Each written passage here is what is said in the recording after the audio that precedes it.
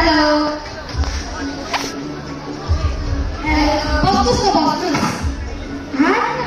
कस्तो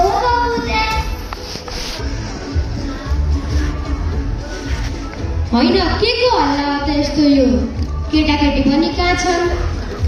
कहाँ हुनु नि 24 घण्टा कोठामै बास भइरहेको हुन्छ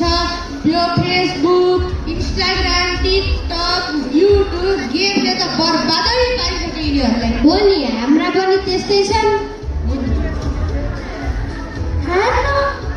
माइजू मेरो मोबाइलमा इन्टरनेटको पासवर्ड हालिदिनुहोस् न बाबु मलाई त वाइफाई थाहा नै छैन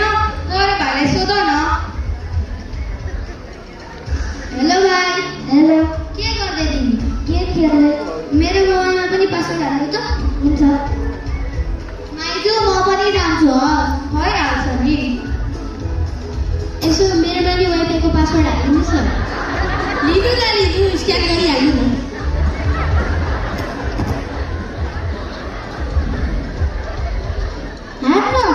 तेरो जाडमा त म कसरी हान्नु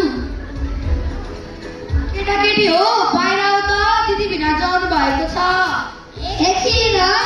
हेर त केटाकेटीहरू भनेकै नसुन्ने भनेकै नमान्ने केही नडर्ने यो भन्दा त हाम्रै पाला ठिक थियो है अनुशासित थियो मेहनती थियो व्यवहारिक पनि थियो नि हो हाम्रो घरको बत्ती र वाइफाईको पैसा तिर्यो तिमीले तिरेको छैन नि तिरिहाल्नुहोस् त फेरि बिर्सिएर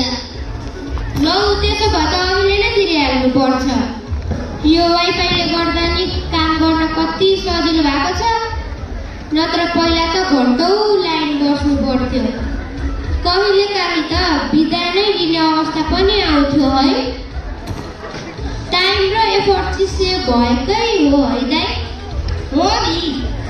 विदेशमा भएका छोराछोरी नातागोतासँग कुरा गर्न पाइन्छ टाढा भएको महसुस नै हुँदैन सन्चो बिसन्चो सबै थाहा हुन्छ